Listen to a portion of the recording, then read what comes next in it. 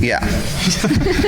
Well, here we are, Monday of Dragon Con. You made it. Woo!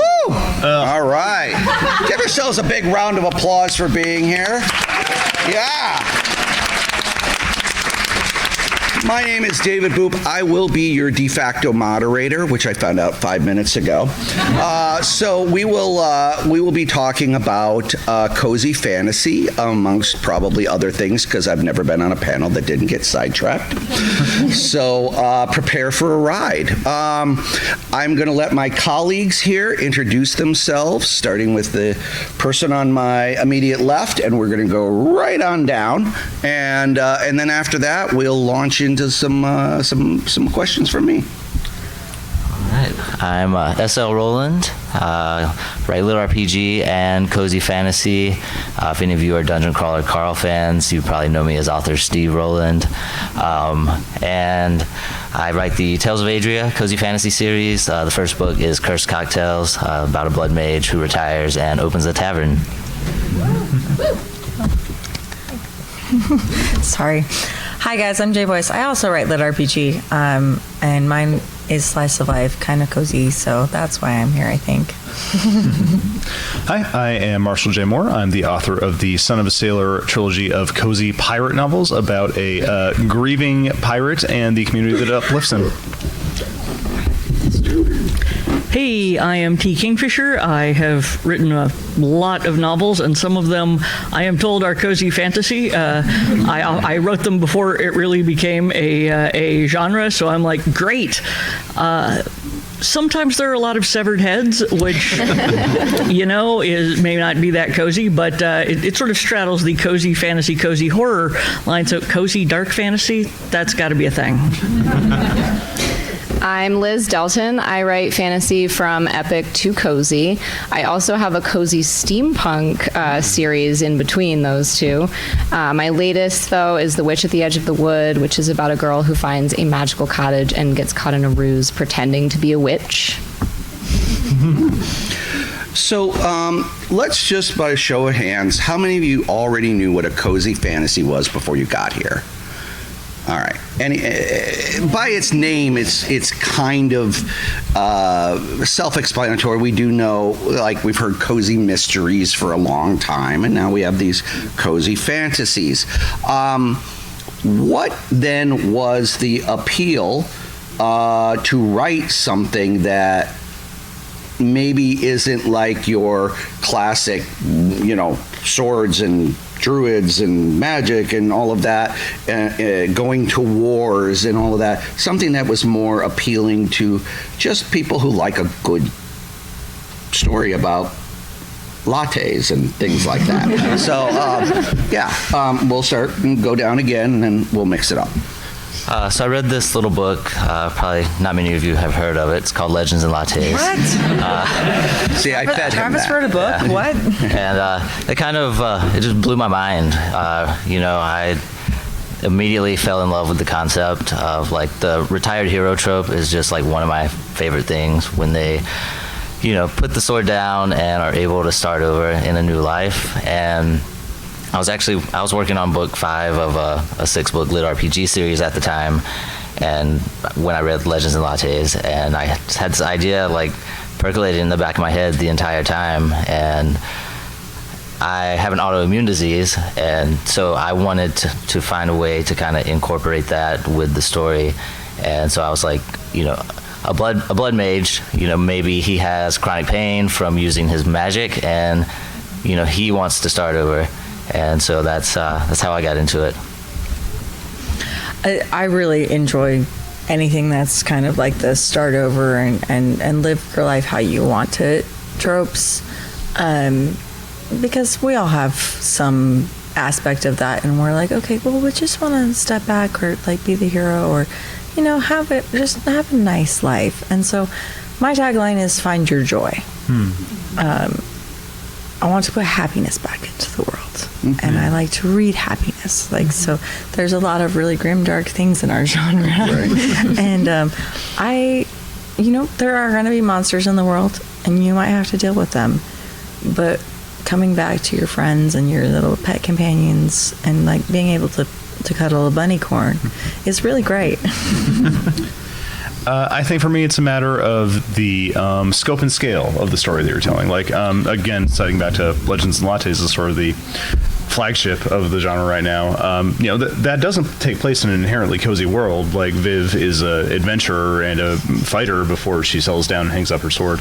But because the focus is on the personal scale and the act of something that is universally relatable, in that case, turning over a new leaf and realizing it's not too late to change and find something new in your life that is a purpose and a joy.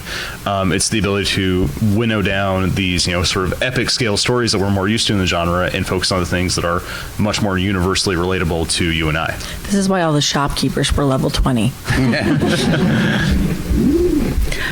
I actually think Marshall said it very well. A lot of times it is about scale. The world is not hanging in the balance depending on what you do next. It's a very character-driven stories that are about people who I have generally noticed are just really tired and would like to not be so tired. And on Monday morning? And frankly, I think most of us find that relatable, not just on Monday morning, but just in a oh God, not this again, sort of way. And their part of the joy of them is the promise that there is healing, and that even if you are a very broken, it's okay. There's still a place for you, and people who will love you. I'll just add that I also stumbled across Legends and Lattes as my first one during the pandemic, going through postpartum depression, and it was just like a mind-blowing that this was a genre, because the world is dark and full of terrors, and it's just, great escape. So I'm going to go to you, Jay. Based on something you said, do you think that the sudden popularity of the cozy fantasy is in direct opposition to the grimdark, which has also increased a lot over the last few years? The world has gotten in a dark place. Some of us need escape. Yeah. Anybody else want to jump in on that? I mean, the pendulum swings back and forth. You get the grimdark and the backlash to the grimdark and the backlash to the backlash to the grimdark and whatnot. It's we got the massive doorstop novels for decades, and then all of a sudden now the novella is incredibly popular. It's these things go in cycles, definitely. But there is a distinct response to the world when you are in a stable place. Grimdark is fine because you're fine, and if you're not in a stable place, you're like, for God's sake, can I just read something where everybody does not die at the end? I think the two of those actually coexist very nicely because they're both opposite reactions to the same stimulus. I mean, as a millennial, I long for precedented times. And so you have really two options there as far as How many world-ending events have we lived through? So what's the Witcher line about I've lived through 12 apocalypses or whatever? But you have two equal but opposite reactions as far as your escapism choices go, where either you read Grimdark and you go, well, at least I don't have as bad as Joe Abercrombie's characters, or you read Legends and Lattes and get away into a world that is kinder than the one we currently seem to be inhabiting. So for me, I have not necessarily read any of the cozy fantasies that I'm seeing on the lists and so forth because I'm busy writing an editing. I'm not reading as much as I should. But I watch a lot of anime. And one of the things I have noticed over the last few years is this tendency to incorporate more slice of life stories, especially into fantasy. Do you think that slice of life, because I can remember slice of life was always high school kids and romances and things like that. But now I'm seeing things like Freren and Restaurant from Another World and things of that nature, that there's not actually a plot to go do a thing, defeat a guy We're or living dragon. our lives. Come What's on. that? We're just living our lives. Yeah, just people living their lives. So, do you think fantasy lends better to something like slice of life than, say, like science fiction or cyberpunk or any other horror for that matter, right? Like, how does the fantasy and the slice of life kind of story plot, why do those work so well together? And we'll start with you. So I would actually push back a little. I think there is room for cozy across a variety of subgenres. The genre is really more of like the particular flavor, I guess you could say, but the cozy element is sort of the unifying force. Becky Chambers, for example, is a very strictly sci-fi author. Like, her stuff is all, I would say, medium on the hard to soft scale of sci-fi, but it's very cozy because for the same thematic reasons that cozy fantasy is, it is the characters treat each other with care and kindness and empathy, and the focus and the scale again is personal. You know, nothing in there except for maybe one of her Wayfarer's books is really of like global or planetary or galactic importance, but it's about these, you know, just lovable misfits on a spaceship, and that translates really well to the same thing as cozy fantasy is doing with making the focus on the personal arc and the character journey. Okay. And I think if you look at TV, Star Trek is, at least the Next Generation, got quite close at times to being sort of cozy sci-fi. Yes, there would be a plot and peril, but, you know, we're also having painting classes on the Enterprise and concerts and whatnot. So Any episode where Data learns about humans. exactly. He has a cat. I mean, Oh yeah, I love that one episode. I think the perhaps the sole exception, and somebody will undoubtedly come up with a reason why I am wrong, but cozy horror, I think is difficult to do slice of life because ideally in horror something bad is I would happening. read about the little Told lady you. who's poisoning people with her tea. Well, okay, I can see it from the point of view of the monster, but if you're rooting for the monster as a slice of life, then that's a different thing, I think, than the sort of horror where it is suspense and you're supposed to be scared, because if that's happening to you every day, your life has taken a turn. I mean, Maybe you're on a lone farmstead in the apocalypse, and you're just like, I'm gonna tend my garden and then go kill some zombies. Yeah, we had a third absolutely. season of Walking Dead, kind of like that, you know. The mod day, for Carl. Stardew Where's Valley, Carl? I always wanted. I think the September House by Carissa Orlando strides that dividing line really nicely. Like, it's a little more episodic and slice of life, but also the walls are bleeding and screaming at night. It's a problem. I would say that there are it is also possible, certainly, to do cozy that is not just slice of life. I'm thinking of Delicious in Dungeon. Love. Yeah, where there is an overarching plot and they are trying to do something that is scary and whatnot, but then everybody stops and cooks with weird monsters, and you learn things about yourself and There are each a other. lot of cooking shows now. Like, Oh yeah. Yeah. I'm watching the Outliers restaurant, or Outcasts restaurant. It's been Campfire really, cooking in another world. There's a lot. yeah. So, and of course, as everybody's talking, I'm thinking of one. Clive Barker did The Thief of Always, and if you've never read that, do yourself a favor. It's wonderful, but it has a slice of life element. And basically, a house kidnaps children, but then and they spend decades in this house, never aging and stuff like that, and it's kind of slice of life as they're also trying to figure out how to escape, right? But there is that horrific element because it's Clive Barker. But yeah, If you okay. find Clive Barker's adult work dense or too long or unreadable, or dear God, what the hell are you on, Clive? Thief of Always, and I would also add the Abarat series are very nice. Because it's the Clive Barker imagination, but a lot faster. Okay, so Wait, hold on. I want to add. please toss in. So, lit RPG is a very vast genre, and it covers everything from a post-apoc to cozy to, tower climbers, and isekais. Everything is in there, and Cozy kind of does that. It can cross genre. There are Western lit RPGs. There's everything, and Cozy can be all of those things. It's just the feeling that it gives you, I think, and that's more what it is it's the tone. It's, are we doing this?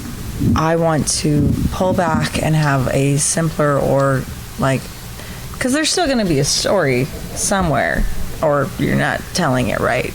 We're gonna It's hold very horses to the vibes. end, but I see you. It's a vibe. I see you.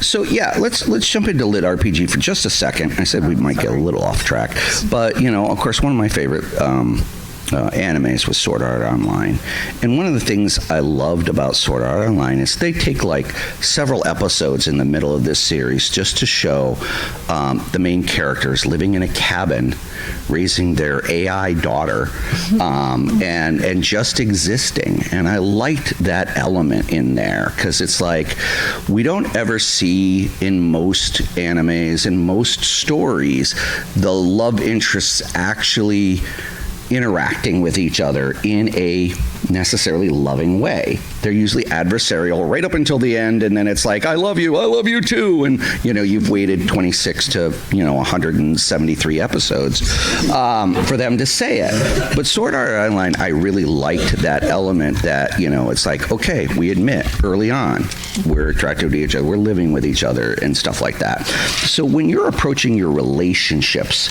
in your cozy fantasies or your lit RPGs and things like that, how the relationships between characters in any story are important, but within these particular stories, how long before you actually say, okay, these characters are going to be honest with each other because they're living with each other in this particular situation? So yeah, how do you do T? How do you do your relationships? Do you keep the audience waiting, or do you connect them up early and then show how that relationship builds? I am the queen of the slow burn, so slow that you are eventually shaking the book and yelling, for the love of God, fuck already. Thank you. I hope there are no children awake at this hour. So I just basically, but they're like friends. They're doing a thing together. It's not like they're isolated. They're just going, I wonder if she likes me. I wonder if he likes me. I wonder if he likes me. Yeah. And so it's more a matter of every time that they're just about to kiss or have kissed, have them step on a severed head or have one of them say something stupid, and prolong as long as necessary. Okay.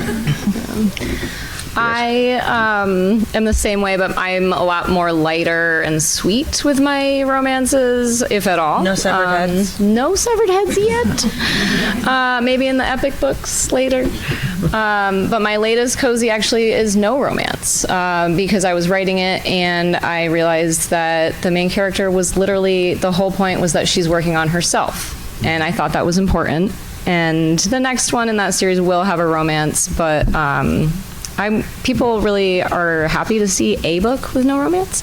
My others, I do just have, kind of wait it out and tease the reader till the end. I think it's important that the characters actually like each other, and that's not to say that you can't have tension or conflict or adversarial relationships within those friendships and relationships, but much like with real life, no relationship is completely conflict free, and you can still drive a lot of interesting plot and character growth from those interpersonal conflicts without it ever devolving to a place where you don't want to actually spend the rest of the book with these people because, oh God, they treat each other terribly. For mine, it kind of varies across book to book, but like with Cursed Cocktails, it was like super, super slow burn to the point that some people were like, I just thought they were really cool roommates. Oh my God, they were roommates. I think you got married. This friendship party, you might have gotten married. A ring. Yeah, I think, really kind of just depends on the story, how fast or how slow you go with it. So I was actually talking to romance authors this week, and I was like, we were talking about, they're like, once you get together, the tension usually leaves a lot. So I know a lot of them are starting to extend out their romances, and so they don't get there so fast. I am not super great at writing romance, so like mine take on more of my experience of like, you like me, I don't like you, I like you, you don't like me. Or we are bad at communication, and so we're working on this. Because that is life. We're gonna find things, and we're gonna find people that we love, but we don't always like them. And like, not everyone makes good decisions in the heat of the moment in stressful situations. So. Okay. So we're going to go all the way down to the end for this one. Jobs. All right.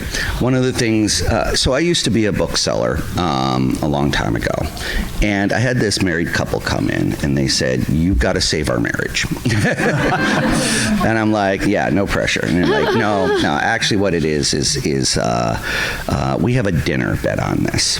We each picked 3 jobs, and we came in here to the mystery section to see if we could find books that feature each of our 3 chosen jobs, right? Because you know, if you've seen Cozy Mysteries, there's every job under the earth, you know, and so forth.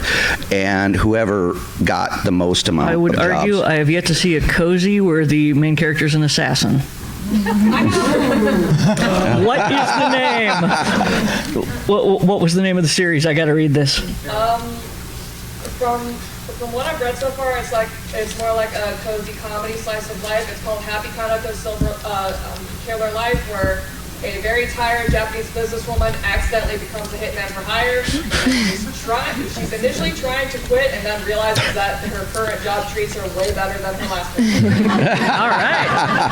I sit correct. I love it. What was that title again? Yeah. Happy Kanako's Killer Life. Happy Kanako's Killer Life. Okay. So when choosing these kind of jobs for these slice of life and these cozies and so forth, do you draw from jobs that you yourself have had, or do you research a job because you think it fits with the story you've come up with? What kind of jobs do your characters have? This is like the question for me, because my cozy steampunk series is everyone has, one of those jobs. And I started off with various steampunk tropes, like the first one's an inventor, obviously. And I just kind of wing it, really, in those situations. The last book in that series, though, the main character is a costume designer. Ooh. So I actually have a degree in theater management. In my former career, I was a stage manager. And I've never written a book before and I have about 20 out. I've never written a book with a theater in it before. I wasn't ready. And so it's called The Spectacle of the Spring Queen. The main character gets taken in by a theater, and it's got a bit of a Hades Persephone vibe of getting taken into the dark by the dark and mysterious director, by the pink-haired optimistic seamstress. So I really enjoyed exploring my former career in a book, but it took me 20 books to get there. My problem is that I usually I read a lot of nonfiction, which is the secret, I think, to a lot of fantasy is read a lot of nonfiction. And I will find something and I will just be so fascinated by, I'll be like, I gotta write a book about that. I started a series, probably the coziest book, Paladin's Grace, was because I had just listened to an amazing podcast about perfume, and then I went and looked up a book on cosmetic design and perfume, and I'm like, this is amazing. I have got to write a book about this. Really, with the beaver anal glands, you say? And so my character jobs seem to be defined more by what I really want to write a book about, which is usually some weird thing like perfuming or someday I will write the design based on medieval, write the book based on medieval sewer design. I do not know how that's going to work, but thank you. Get working on it. Isn't there huge passages in Les Miserables that to take a break to talk about the Paris sewer system? Yep. Victor Hugo's Paid by the Word. Cozy sewer. So to answer the question, my main character is a pirate, so no comment. Oh, so did you go to MIT and take their pirate course? No, but as far as like drawing from real world experience or personal life experience, a lot of this book revolves around the main character going back to the tiny island hometown where he grew up and where no one knows he's a pirate now. It's basically Sweet Home Alabama meets Our Flag Means Death. And I do have the fairly uncommon experience of being raised in a very small, very tight-knit tropical island community. So I was able to really translate that pretty one-to-one to the book. Despite his pirating. Mine is a 17-year-old girl in this one, and she lived her whole life in a hospital. She really doesn't have a job except like she becomes inventor mogul and has no concept of money. She's like, oh, I have magic now. I'm going to use it. I can heal people. I'm just going to do it. And she's like disrupting their local economy completely. So it's fine. This one is an editor because I'm an editor, and I started as an editor. I have also, like, even though my main characters aren't that, I worked as a transcriber for deaf students in a college. And so, like, I attended hundreds of college courses in, like, every single major imaginable. And a lot of that makes it into my books. But I haven't used it as a job yet. Yeah, so I waited tables for 10 years, so I had a little bit of experience with Just a little. Just a little. But then for my latest novel, The Halfling's Harvest, it's about a halfling who owns a winery and an inn. So I got to go to a lot of local vineyards and research. Research. Horror. Oh, no. It's so hard. It's a hard life. Yeah. Story. Did you find the job Oh, yeah. for those married that couple? I found for one of them, yes, I found all three books, all three jobs. So did the man or the woman win? The other one only found two. So he bought her dinner. What was the profession you couldn't find? That was 20 some odd years ago.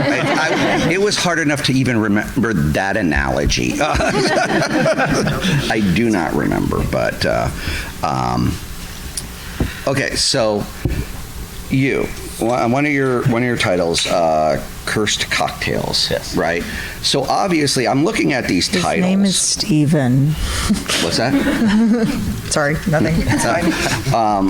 The Wizard's Guide to Defensive Baking, Cursed Cocktails, obviously the lattes, Legends and Lattes.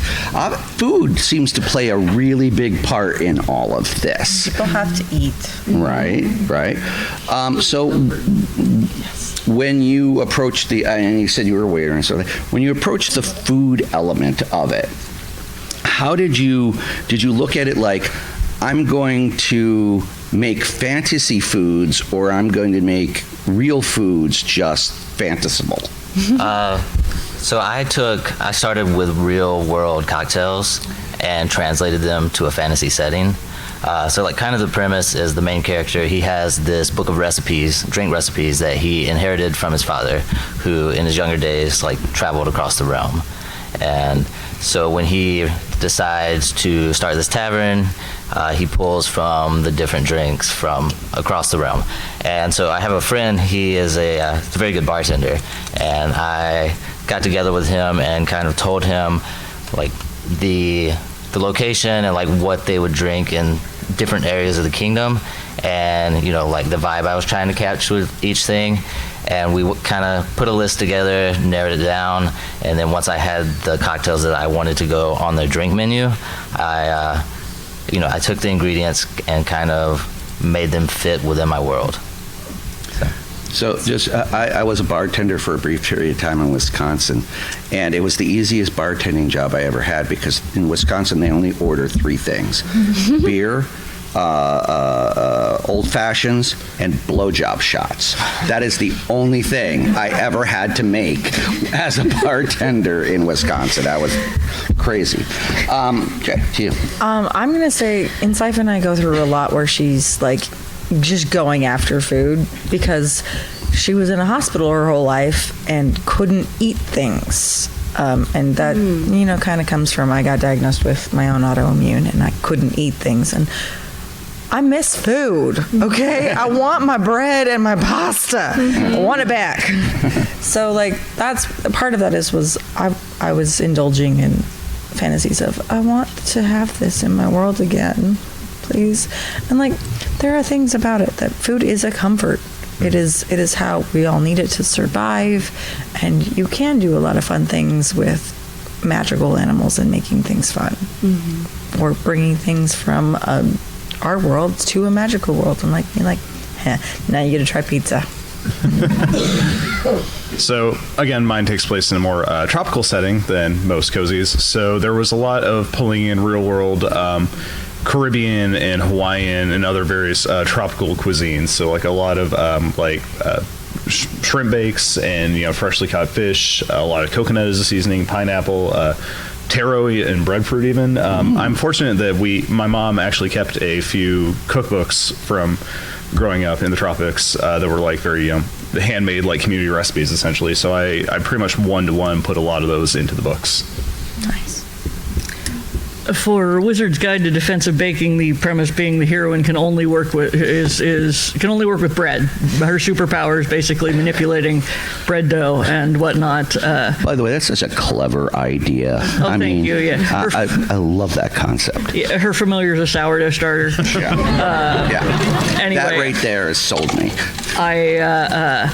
I had a lot of fun with that, but it's mostly bread dough. I learned just enough to I baked 3 things, enough to realize I was very bad at baking, and I was like, okay, this is enough to get me the textures and the descriptions right, and for me to write off this KitchenAid mixer as a business expense, and now I am done with that. I do get very way more obsessed with the food, what foods are available in a place than is probably healthy. Unfortunately, most of it does not make it onto the page. Right. But I'm okay, they're here, and the climate is this, so they can grow wheat, but not corn, and let's see. Magic. And things like that. I feel like people should pay more attention to the where the food comes from in fantasy novels sometimes, because otherwise you wind up with Skyrim, where the entire place is run by 3 farms in the middle of nowhere growing cabbages. And like cabbages. Yes, and I love the Cabbage Guy and Last Airbender. Shout out. I did write a book once. Again, I read a non-fiction book about salt called Salt: A World History. I recommend it highly. I was just everything is made of salt. The world ran on salt. Dear God, I must write a book based on salt. So the premise was about an artificer who invented a desalinator and destabilized the world economy. My favorite world building question is, where are the hobbits getting tea from? Because it only grows in a very strict lateral subtropical band, and there's no trade routes that far north in Middle Earth. And way too many people have tobacco. But anyway, that's neither here nor there. Were they It's specialty. assaulted? Oh, go ahead. No, sorry. I was making a pun. We're good. So in another previous life, I was a teologist at Tivana. Same. Speaking of yes. Bringing people together, that's our goal here on I this also track. was a stagehand, so I think we're the same person. Do you want to sit closer together? In case you were separated at birth or something? So in The Witch at the Edge of the Wood, she makes potions. And I wanted to have... People come to her for problems, and she does herbal remedies. But I didn't want to give people real herbal advice in this cozy fantasy book.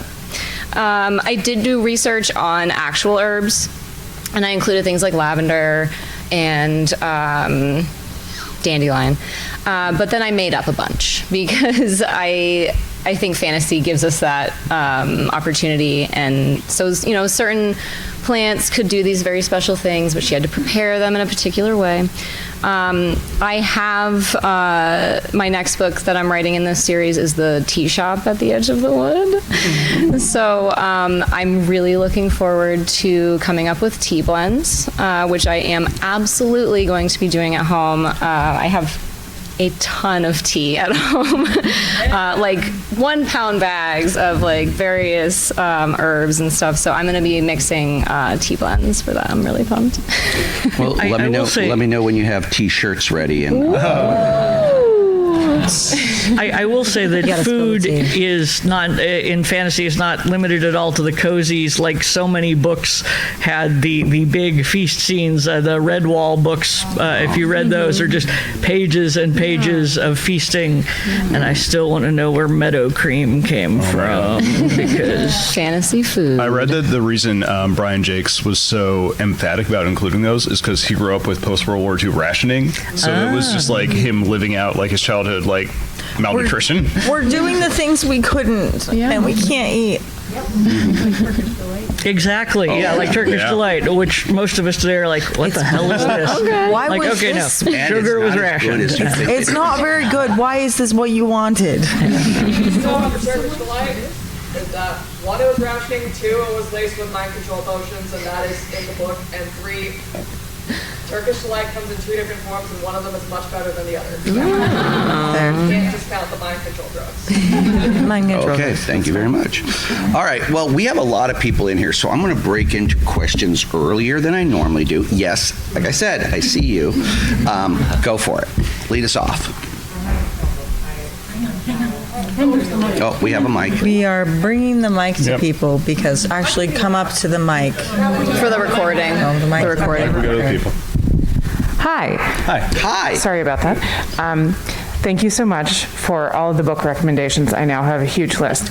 And I am curious about what makes it cozy, because you've talked about a lot of different variables that you include in your stories. So I'm wondering, is it cozy because of the problems it focuses on? I think cozy is all about the vibes of the story and how it makes you feel, not necessarily the plot. I mean, they're more personal stakes, and yeah, I think it's just you're not trying to save the world. You're trying to do what's important to your personal self. I was going to say that I think one element of it, at least for me, is that everyone you meet is not trying to screw you over. Like you look at a lot of the Grimdark books, and everyone is basically, 30 seconds and a good excuse from handing you over to the Inquisition or something. Whereas I think the reason that a lot of my books get sort of classed as cozy, despite the fact that the severed head thing, is that most of the people are decent and trying and willing to help, and are like, if you're dangling off a cliff, they will pull you up, because most people, in my experience, hopefully at least 99% of the people in the room, if you see someone dangling over a cliff, you help pull them up. It's just what you do. Whereas a lot of books, not just in fantasy, I feel have an unrealistic expectation of how many random people on the street would just start stomping on your fingers as you're dangling, which, yeah. And that feeds into what I was going to say, which is it's at the core of all genre, I think, is expectation. Like if you walk into a horror book that is, Stephen King, you have an idea that things are going to get gross and stream of consciousness and weird. Cozy is the same way, in that the expectation is that even if bad things happen to the characters, the narrative and the other characters are going to treat them with a modicum of kindness And hope. Yeah, and like Ursula's saying, it's higher on the idealism end of the sliding scale of idealism versus cynicism. And I would say, like, I was reading a new author last week on Roaring Road, and it's about this 15-year-old who ends up getting a chef class instead of the swordsman class that he was hoping for. And so he ends up going on this adventure that he's trying to save his life so he doesn't get trapped in a noble basement kitchen. And so he ends up attaching himself to this adventuring party. But like, most of the book is just making me really hungry because he's, you know, like, oh, you're often fighting these people and fighting these monsters and keeping me safe, but then you bring me back the ingredients, and then we're going to work on this, and we're going to see what we can do with this. And he's like being followed by this apex god-killing predator kitty cat who just wants to steal his food. So like, Arcane Chef, it's great. Arcane Chef, it's on Royal Road. I love it. I think I'll just add that the outside stakes are generally lower, you know, the interactions with other people in their whatever setting that it is. And like we were all just answering the last question, food is actually food and drink, and cozy professions are just one of the biggest tropes in cozy fantasy. So you'll often encounter it, but I feel like it's not a requirement. But I think the vibe, like Stephen was saying, is really like my number one answer is the cozy vibe. And for having our first question, you received a free set of 3 books from Katie Frost.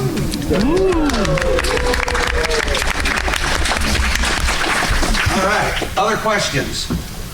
Right here. Go. All right, go here. Appreciate it. Thank you. Obviously, food and drink is a very traditional aspect of a lot of cozy stories, but David's comment on Sword Art Online brought up another question I was wondering. What is your favorite concept when you're personally reading cozy stories to see pop up, like the cozy little cabin, or food and drink, I'm guessing is the one you're going to go for, but what are some of your other favorite little things to have included for a cozy story? I go nuts for any talking animals. I was going to say the animal companion was mine. Thank you. Sorry. I'm going to say community. So much of cozy is about finding that group of people that you mesh with and feel safe with and who accept you as you are.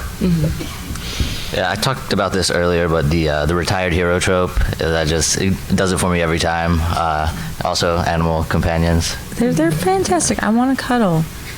Yeah, I'm jealous of the retired part of that because I'm an author and I don't think we get to. I think we just eventually stop having contracts and just write the book and are like, you want to publish it? Okay. There you I think go. that's as close as it gets. All right. Okay, all the way over there. So, like Marshall was saying, sorry. Yeah. Go ahead and Stop. Start. What was answered? The community in these cozy fantasy books is one of my favorite parts, besides the food and drink, because I like the different characters that kind of are recurring. Because often they're set in one situation, and then we get these characters who pop in and out. Who are maybe if you're in a different series, and you'll get them kind of recurring, and you get to be like you live there too. Like these are your neighbors. Mm-hmm. You ran into me in a Walmart. What? All right. Yep. Hello. Hello. So my question was initially just for Liz in regards to your tea search, but it can be expanded to everyone for whatever foodstuffs you're researching for your novels. Will you be sharing your experimentation with tea recipes and foodstuffs in your blogs or websites or Substacks, whatever, asking for a friend for the teas specifically? But, yes. And that's a really good question, because a lot of cozy mysteries that I've read, especially if they revolve around food, will present recipes that were featured in the book in the back of the book. Mm-hmm. So. Yeah. Yeah. So when I am going to do the tea book, I'm going to absolutely document it, probably on my TikTok and Instagram, the experimentation. And I don't know if I'll be able to have tea available for purchase, but I have done that before for other books. But I will be including all the tea recipes in the book. Yeah. And I have before for a book done recipes I did another cozy steampunk where the two main characters ran a tea shop and solved mysteries on the side. So I did do recipes in that one as well. I garden, but I do not cook. My husband does all the cooking, thank God, and I have frequently documented my various plant growing failures and/or successes online, such as the time that I made my own potato breed, which was exciting. That's amazing. Potato cozy when? You laugh, and yet. I'm going to side with Ursula here. I'm the dishwasher in our household. But if David, that brought to mind, Mary Robinette Kowal's The Spare Man is a cozy sci-fi mystery. And each of her chapter headings in that book begin with a cocktail recipe. So check that one out. Yeah.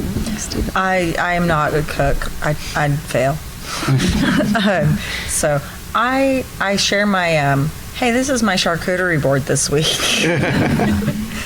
That's as good as I get. So mine has the fantasy recipes like in the book as they're making them, but I created a bonus PDF that people can go to my website and like download the fantasy recipes and the real world equivalents with like all the instructions. And then I have a Kickstarter that's going on right now, and in the back of it, it will actually have like the physical recipes and everything. So. Yeah. Let's see for next questions. Yes, sir. So the seal on Star Trek was broken with cruise ship Enterprise. Roddenberry fairly famously told the writers of the first season of Next Generation, no interpersonal conflict among the crew. And the writers felt very shackled by that. Are there any forms of conflict that are just anathema to producing cozy fantasy? You really, really can't have like sexual assault, or about 99.9% of the readers are going to tell you where to go and then go on Goodreads and tell everyone where they told you to go. So, yeah. Yeah, one of the hardest parts about Goblin Slayer is it starts with a sexual assault, even though the rest of the series is absolutely amazing. I feel like I can't really recommend or show it to a lot of people because it starts with the very first scene being a sexual assault.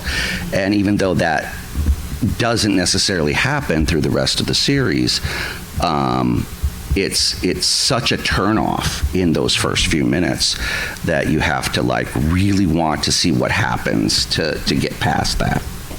I would agree that that's probably the only like really hard no. I would feel like there's a lot of other interpersonal conflicts that could be handled, but you'd have to handle it really delicately. Right. Like there may be room to explore, evolving ideas about like racism or homophobia within cozy, but it would be very like after school special kind of approach, like unless you handle it very carefully and delicately. So it could be done, but it'd be hard. In Lit RPG, one of the big ones is like don't have like a depowerment slavery arc. Those are really bad. People do not like them becoming like powerless and helpless. So those are the ones that I don't like, but that doesn't necessarily apply to cozy as much. Yeah. Anything you want to add? I think you can touch on like darker and more traumatic things. It's all just in how you present it to the reader, because like you don't want to take them out of that cozy feeling. You can blur the lines a bit, but you always have to bring them back to that feel-good story. I will also say that a very large chunk of your readership, if you have characters cheating on each other, will not read your books any longer. That is one of the big no's. And frequently in romance, you will even see people, in the book description at the end will be like, this contains this, or this does contain this. So, I will say though, like, it's the ones that say that cheating, like they portray cheating as okay. It's not, but like there are some that like are like, oh yeah, I cheated on blah blah, and they're like happy about it. That's gonna be a no. But the ones that like have someone cheat on them are a little bit okay. Yeah, it's fine if it's you're portrayed as a bad thing. Yeah, it's fine if your heroine is like, I have just left a marriage where he had, 3 women and a goat on the side, because we're all like, oh yeah, dump his ass, go you. But if you have 2 characters you like, and they're just cheating on each other, one of them's like, oh, by the way, I'm married and we've been having a relationship, then there will be a lot of issues. I mean, it all goes back to that whole establishing genre expectations. You don't want to read a book where you hate the main character if it's supposed to be cozy.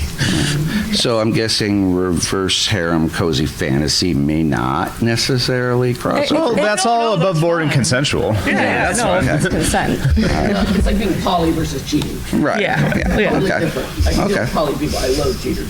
Yeah. Okay. All right. Next question. Next question. Yeah. Yeah. Okay. Should be quick. I'm just interested what each of your familiars would be, just for you personally, and would they have any powers? And now, after all the food talk, what do they like to eat the most? Ooh, okay. Wombat. Sea turtle. I have bunny corns and butterflies. I think that's right what I want. Mine would absolutely be a cat. Mine would be a Shiba, because I have one. But like a dog that behaves like a cat, and like a lot of people look at me and they think I'm very extroverted, but I'm like the most introverted person there is. So Chinchilla.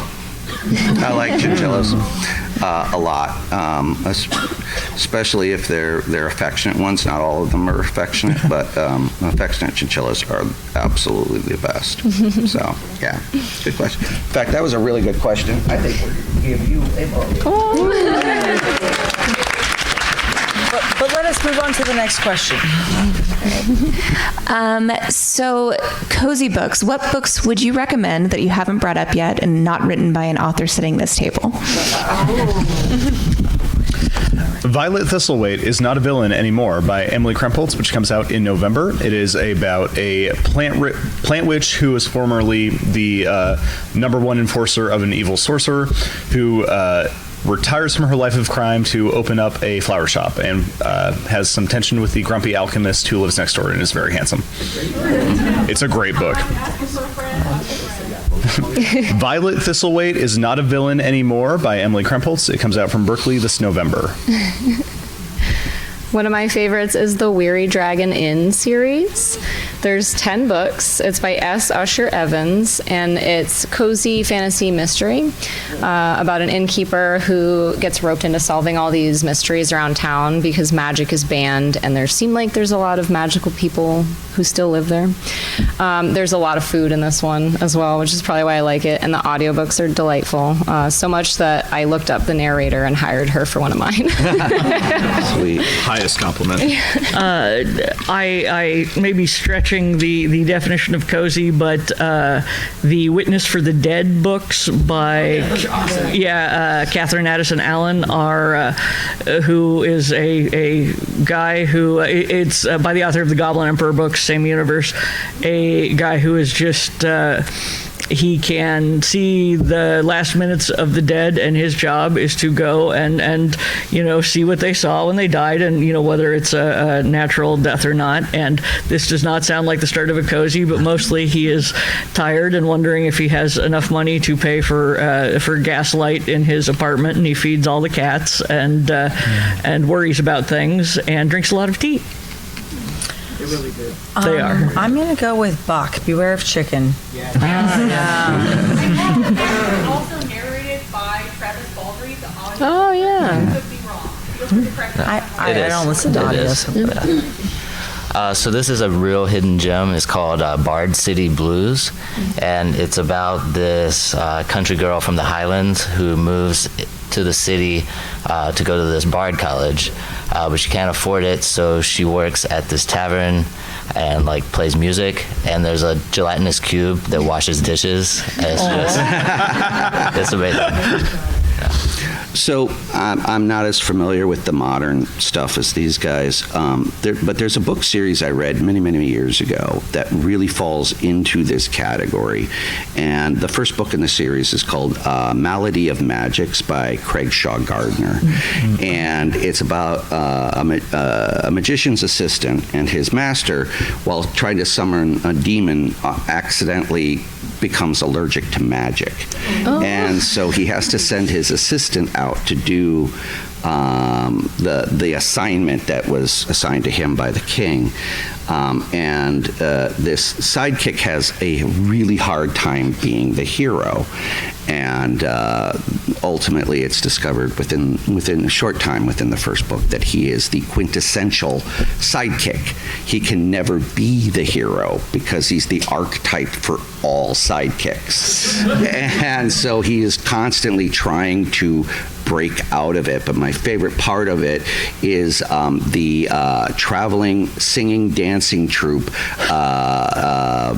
Damsel and Dragon, and mixing the trope of, sacrificing the girl to the dragon. They actually go on the road together and as a traveling musical group. That's the Exploits of Ebenezer series, right? Yes. Yes. You're the only other person I've ever met who's read it. Oh, I've read them all. They're so good. Yes. Yeah, more questions. Yeah, ma'am. It's actually a recommendation for cozy books. Sorry, I sound dreadful. Sorcery and Cecilia is a cozy fantasy crossed with Jane Austen. It's an epistolary novel, but it's a hoot. There's also like a YA couple of books about Marilyn the Magician, and we're set in kind of vaguely fantasy Regency, and they're all quite delightful. Cool. Another question. All the way in the back.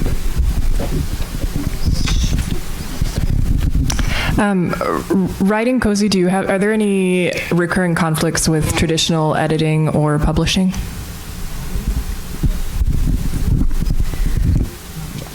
I don't do trad. I'm also an indie author. Most of the conflicts I've had tend to be I would like to do something darker than I am allowed to do, but those were usually in children's books, and they can't burn the house down, something, imitatable behavior, something, lawsuit. Okay, all the way over there, bring us on home.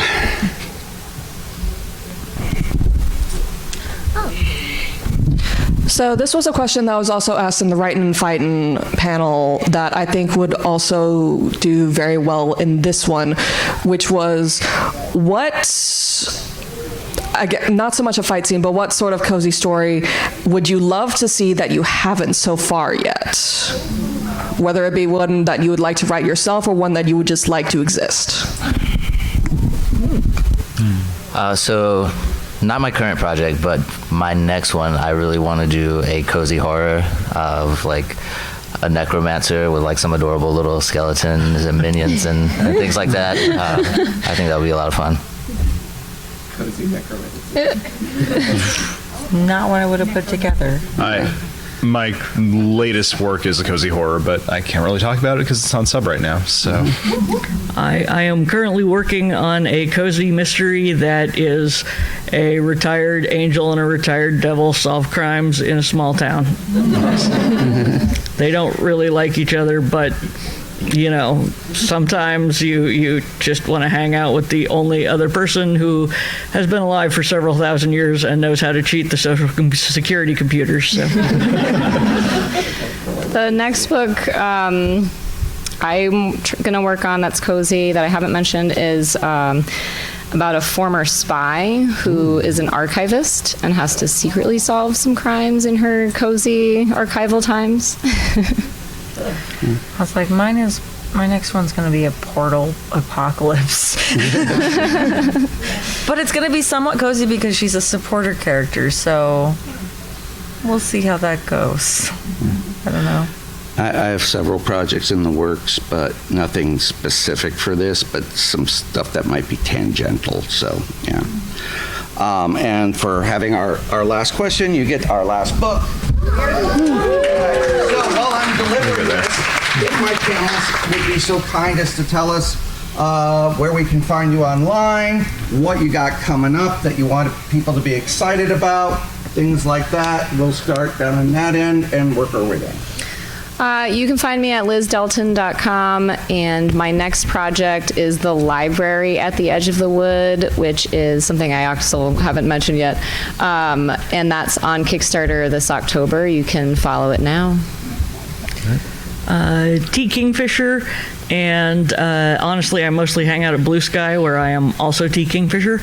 I have a website. You can get there. It's Red Wombat Studio, but tkingfisher.com should also redirect you there. My next book coming out at the end of September is the third book in the Sworn Soldier trilogy, What Stalks the Deep, and it is not cozy, just for the record. And then I have a book in, I think, December called Snake Eater that is set in the Southwest that is actually pretty cozy when you get down to it. So, yeah. Quickly, we have to get out of here. So. Okay. I'm Marshall J. Moore. You can find me most places online at Marshall J. Moore Author or MarshallJMoore.com. The Marshall J. Moore Author is under Instagram, TikTok, and Threads, and I think I also have Blue Sky. That's probably just marshall.j.moore. And I will be selling copies of my books in the vendor hall. You can find me at jvoice.com, Amazon, Audible, Kindle. I've got one less copy if someone wants to buy it. And my book 5 of this series will be coming out next month, so that's mine. You can find me at slroland.com. You should check out my Kickstarter if you like special edition, like fancy leather-bound books. My current project is called There Be Dragons Here. It's about a 180-year-old dwarven grandmother who goes on one final quest to scatter the ashes of her old adventuring buddy. Also, I have ribbons and magnets How here very for people fervent. if you want to I come up love and grab that. them after. And again, my name is David Boop. You can just find me at davidboop.com. I'm on every social media, probably under some variation of David Boop. I want to thank everybody for being here today. Big round of applause for my panelists here. Thank you all so very much. And we'll see you all next year. Have a good...